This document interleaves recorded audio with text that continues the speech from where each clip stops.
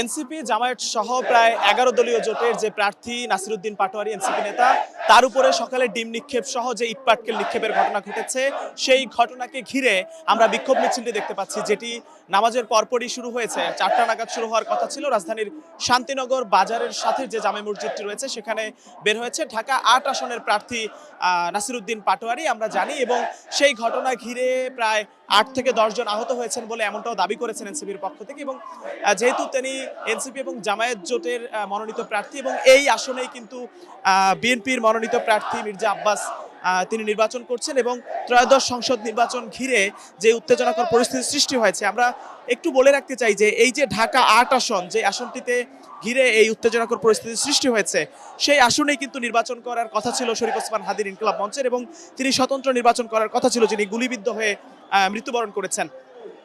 সেই আসনেই এনসিপি তাদের প্রার্থী দিয়েছে নাসিরউদ্দিন পাটোয়ারীকে। এবং তিনি সকালবেলা, আজ সকালে যখন হাবিবুল্লাহ বাহার ইউনিভার্সিটিতে যখন তিনি প্রবেশ করেন, সেখানে একটি পিঠা উৎসবে তার যুক্ত হওয়ার কথা ছিল এবং পূর্ব ঘোষিত একটি কর্মসূচি, যেখানে তিনি পিঠা উৎসবে যোগ দিয়ে তার যে নির্বাচনী প্রচারণা, সেই কার্যক্রমটি কিন্তু তিনি পরিচালনা করছিলেন। ঠিক তখনই হাবিবুল্লাহ বাহার কলেজের ভেতরে যখন তিনি নির্বাচনী প্রচারণা পরিচালনা করছিলেন, তখন তার উপরে ডিম নিক্ষেপ করা হয়েছে এবং পরবর্তীতে পানি নিক্ষেপ সহ ইটপাটকেল নিক্ষেপ করা হয়েছে। সে ঘটনায় নাসিরউদ্দিন পাটোয়ারীর উপরে যেমন সেটা হয়েছে এবং অন্যান্য যারা সমর্থকরা রয়েছেন, কর্মী সমর্থকরা রয়েছেন, তাদের উপরেও হামলা হয়েছে। তাদের বেশ কয়েকজন আহত, তাদের সাথে আমরা কথা বলেছি। এর পরপর তারা একটি সংবাদ সম্মেলন ডেকেছিলেন তাদের যে নির্বাচনী কার্যালয় রয়েছে সেখানে, এবং নাহিদ ইসলাম সহ নাসিরউদ্দিন পাটোয়ারী তারা সেখানে কথা বলেছেন।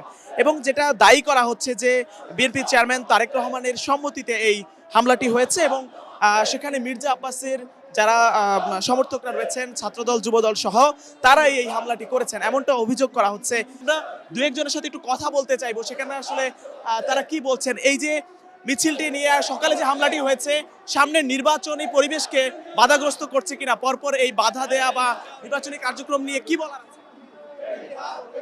নির্বাচন বানচাল করার জন্য বিএনপি সন্ত্রাসীরা এটা করেছে। তারা যখন বুঝছে তারা নির্বাচনে হেরে যাবে, এজন্য নির্বাচন বানচাল করার জন্য তারা এটা করেছে। আমরা আরো দু একজনের সাথে একটু কথা বলতে চাইবো।